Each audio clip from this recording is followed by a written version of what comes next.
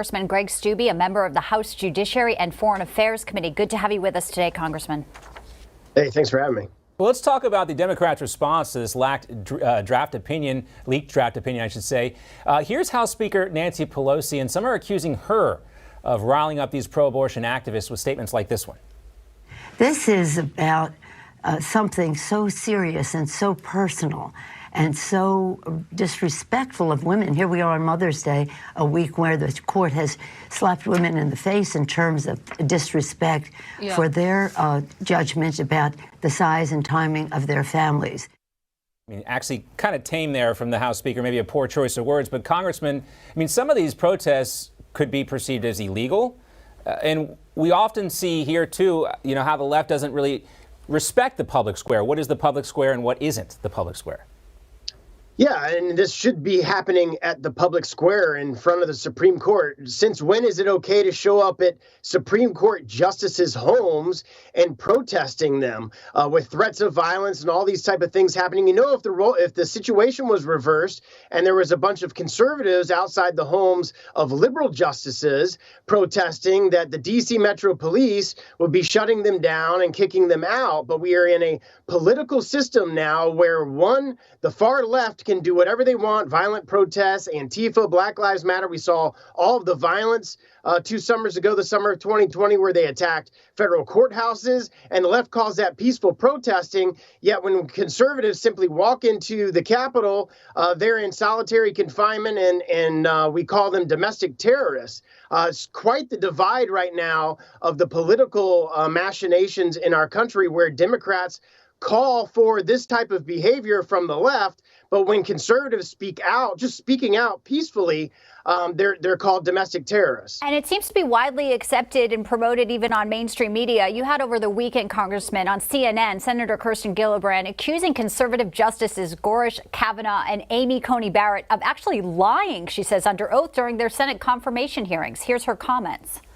And I think they misled the Senate with the intention of getting their confirmation vote, with the intention of overruling Roe. And so I'm very concerned that these justices have crossed a line that no one believed would be crossed.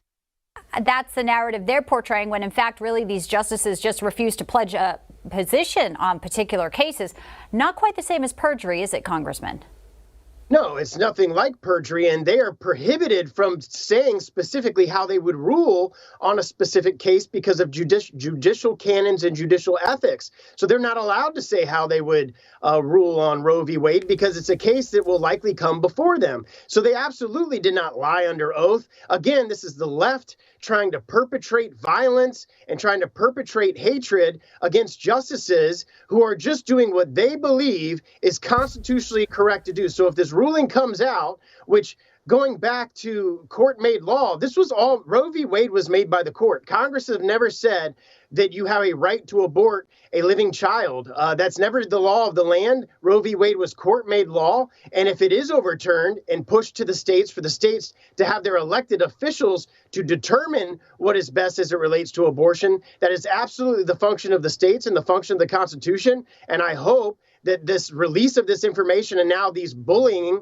that is happening to our justice isn't going to change their determination and their mind on the issue. And I think this also, exposes Kirsten Gillibrand, because this opens up the whole "I am not a biologist" or unable to define woman situation with Judge Ketanji Brown Jackson. If they want to go down this road, I mean, this is what's going to happen to every Supreme Court justice from here on out. We're never going to get any answers. These hearings are going to be completely worthless moving forward. I also want to ask you, Congressman, while we have you here, about White House Press Secretary Jen Psaki. She's doing her farewell tour, and she was on Fox over the weekend, and she really dismissed the opinions of a lot of pro-life voters around the country. Take a listen. Nearly 2/3 of the public does not want Roe v. Wade to be overturned. What about the others? Well, 2/3 of the public means that is the vast majority of the public who want a woman to be able to make choices with her doctor about her own health care. 2/3 of the public doesn't agree on a lot, but they agree that a woman's rights should be protected, and I think that's pretty significant. I mean, they didn't really get into the specifics on the polling numbers, but do you think that's accurate? 2/3 of the American public wants the Supreme Court to be the arbiter of this type of legislation?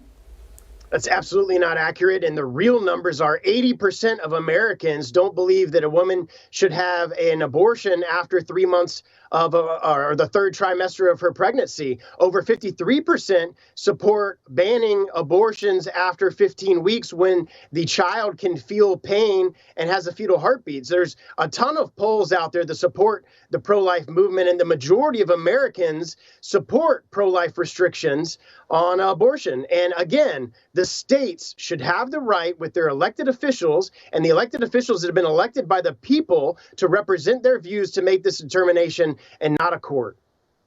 Congressman, do you think that, Mitch McConnell kind of hinted at this today, that it's part of the conversation, a federal ban on abortion? Do you think that's something that Republicans should pursue?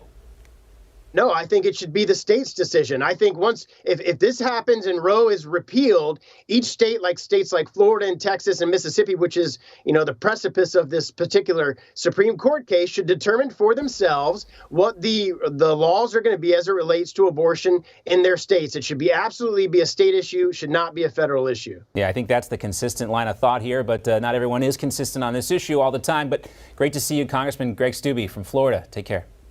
Good to see you. You too. Thank you.